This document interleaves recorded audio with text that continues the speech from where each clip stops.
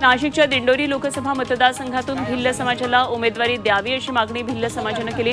कळवणमध्ये समाजातल्या प्रमुख नेत्यांची बैठक झाली। या बैठकीमध्ये ही मागणी करण्यात आली।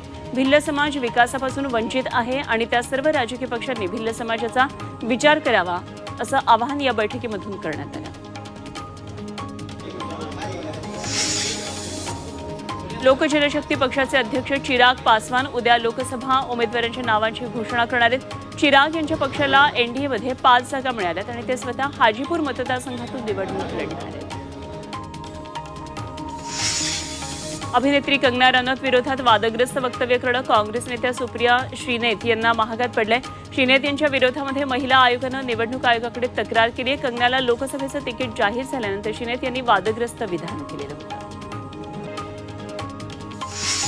मराठा, धनगर, मुस्लिम आणि दलित समाजानं एकत्र यावं आणि निवडणूक। अमृत नोनी आर्थो प्लस ये एक प्रूवन फॉर्मूला है। इसमें मौजूद नोनी फल के गुण और आयुर्वेदिक जड़ी बूटियां शरीर को जरूरी पोषक तत्व देने के साथ साथ हड्डियों और जोड़ों के घिसने, उनमें होने वाले सूजन और दर्द को रोकने में मदद करता है। दर्द मुक्त जीवन के लिए अमृत नोनी आर्थो प्लस तिला सामोरं जावं असं आवाहन मराठा नेते मनोज जरांगे यांनी केलंय।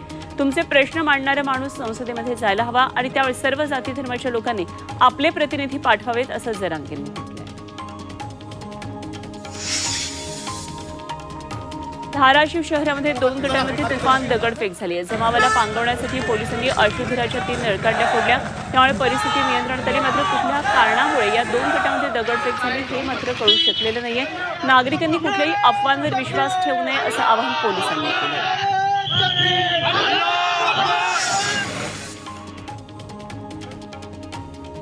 राज्यात उन्हाचा कडाका आता वाढलाय। मुंबईचं तापमान 35 अंशांवर गेले। पुढचे 4 ते 5 दिवसांमध्ये तापमानात आणखी 2 ते 3 अंशांची वाढ होईल असा अंदाज हवामान खात्यानं वर्तवलाय।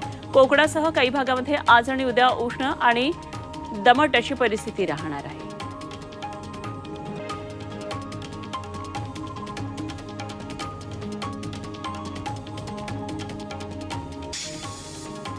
वाशिमच्या पैनगंगा बॅरेज परिसरामध्ये विद्युत उपकेंद्राचं काम गेल्या 5 वर्षांपासून रखडले। शेतकऱ्यांना सिंचनाची सोय व्हावी यासाठी शासनानं 700 कोटी खर्च करून 11 बॅरेजेस उभारलेत। मात्र त्यासाठी लागणाऱ्या विद्युत उपकेंद्राची कामं न झाल्यानं शेतकऱ्यांना सिंचनापासून वंचित राहावं लागतंय।